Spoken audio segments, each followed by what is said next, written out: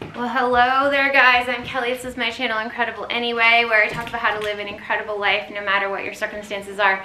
I am pet sitting for my mom and dad's 1, 2, 3 dogs, which you can't see. Dash is very jealous, as you can kind of see.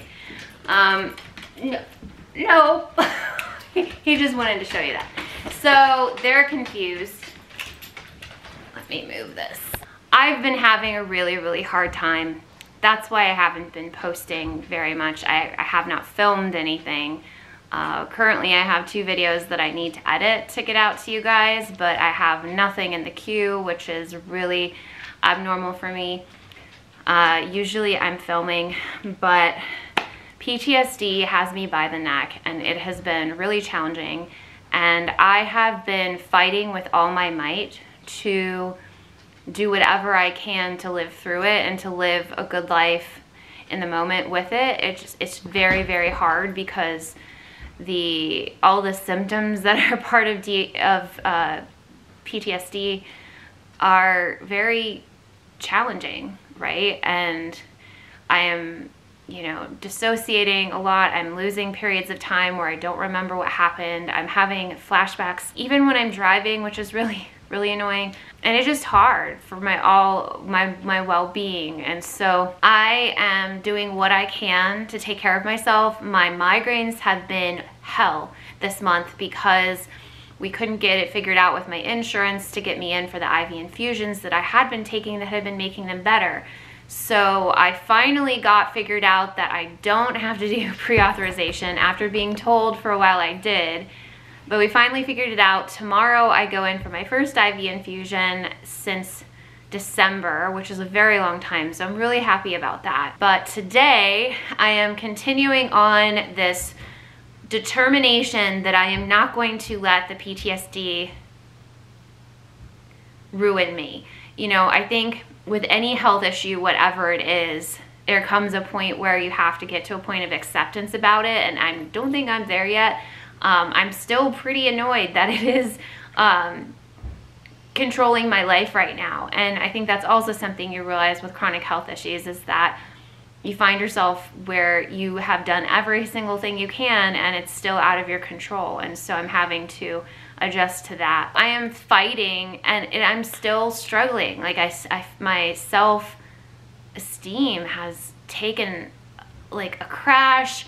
Things that I have worked on in therapy in the past that I had made progress on, or like back to not starting point but have gone backwards. I'm told this is all part of like what's going on in my brain right now with PTSD. The big thing is I'm doing therapy. I mentioned in my other video that I am started EMDR.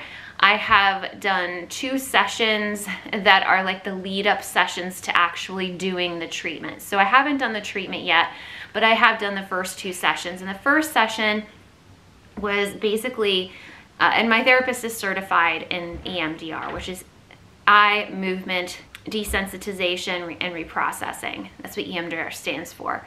And so the very first session I had about this, we talked about it. He asked me any questions I had. He kind of gave me a brief overview of what it was. Then we did this evaluation where he goes through, it's a standardized evaluation, and basically it comes up with a number after you've done the test. And he verbally gives the questionnaire to me. And then he scores it right away.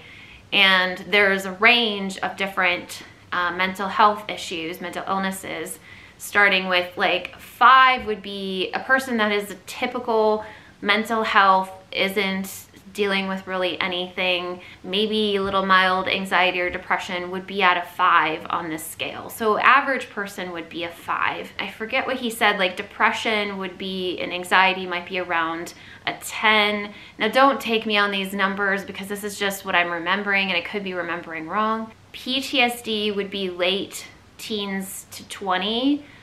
And then like at the other end of the scale, if you scored a 50, it would be closer to dissociative identity disorder, which used to be called multiple personality disorder. And so I scored a 25, which is a little bit higher than PTSD, but it's still in that range. It just kind of gives my clinician the understanding of where I'm at with my PTSD, and that it's really, really affecting my everyday life, and that it's affecting me, and that I could benefit from EMDR.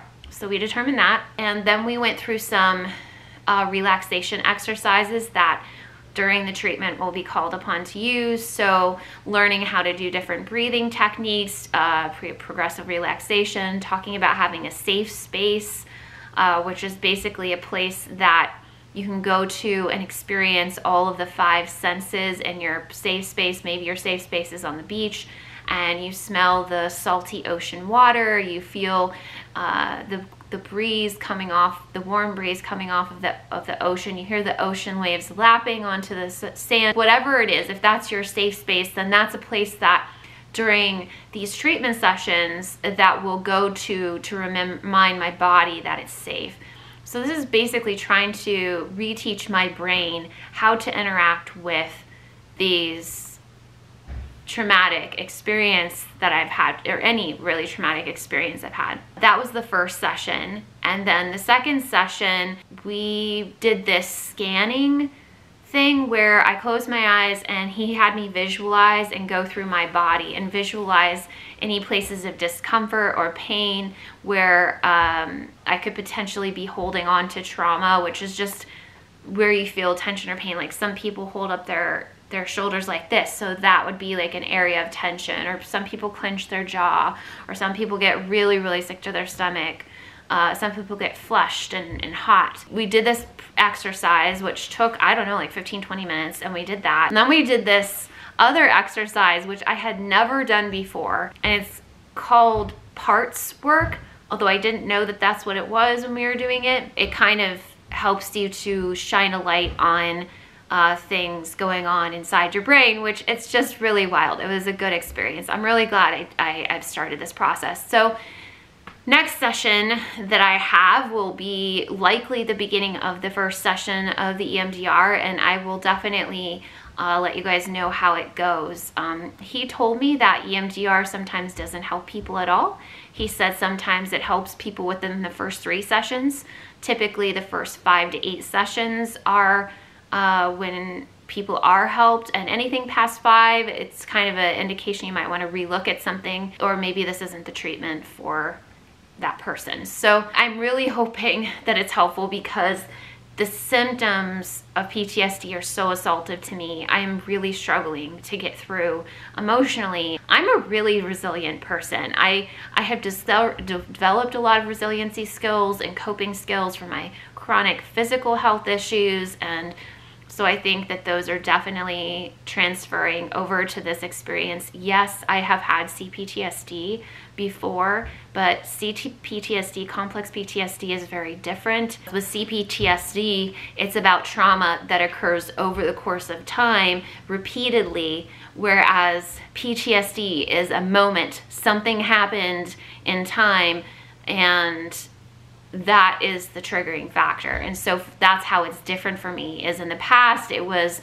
ongoing trauma, and now it is this one incident that has completely turned my life upside down. And I'm just going through it. I'm not usually as upbeat as I am right now. I just got done with my therapy session, and those always give me a lift. So I will try to share with you more of my coping skills and strategies and what I'm doing. I just wanted to kind of give an overview of what is happening with the EMDR and let you know this is what is going on. You are not alone in this world. You are not alone.